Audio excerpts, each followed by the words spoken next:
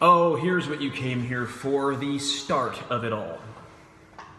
It can be complicated. Knives can come in what's called a positive grip. That means it's this way. It can come in a negative grip, which means it's downward and they're stabbing you downward. I know I'm using my fingers. I could use a pen, I guess, but you get the idea. It can come in all kinds of different directions and angles, so how do we simplify things? I look at the body like quadrants. Cut it this way, cut it this way. Now you got 4 quadrants. From those 4 quadrants, an attack will happen. The neat thing is, there's only 2 limbs on the other guy. And if he's cutting you with his toes, because his toes have knives, you're dealing with a ninja assassin. Your best bet is to run. But if we're talking about the human anatomy, what's really best, sorry, I gotta get messages.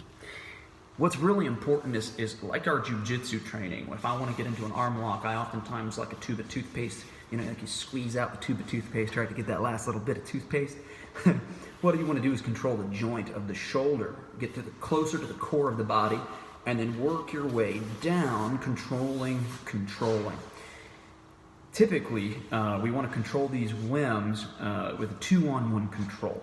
That's, again, we can't run, we're not running. I want to run, but I can't.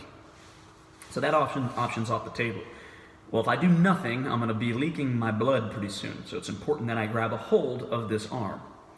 In another video, I'm going to go ahead and show you guys exactly how to hold the arm. So there's a few different variations that work. We want to do it mostly on the inside if we can. That means on the inside of the arm versus the outside of the arm. We would rather be here most of the time. Again, sometimes that depends.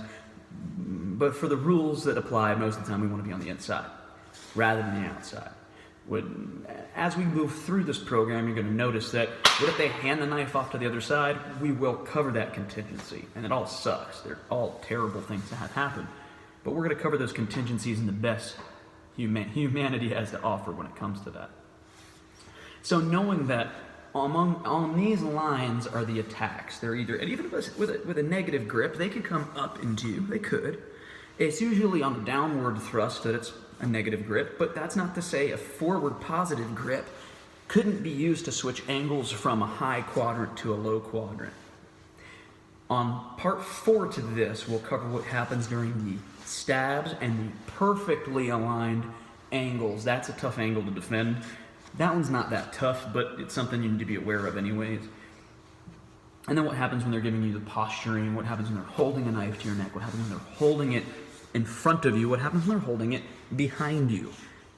The side is really similar to a gun, so the neat thing is we want our knife to look really similar to our gun defense, so that way you don't have to go around memorizing 100 ways depending upon if it's a gun that you're firing with your pinky or if it's a knife that they're holding in their teeth.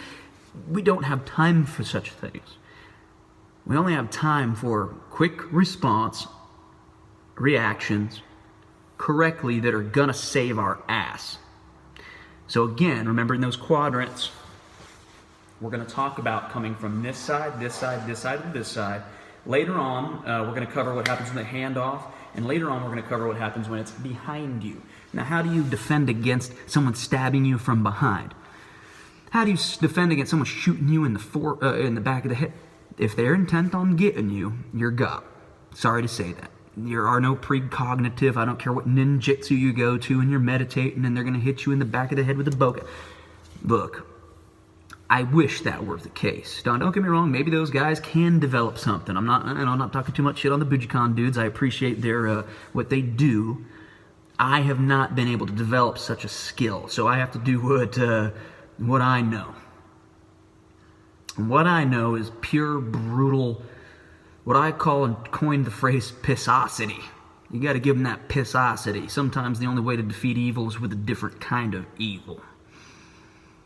And later on we get into knife section 5. I've yet to decide whether I'm going to release that. That's what happens when you're using knife offensively, and that's kind of gnarly.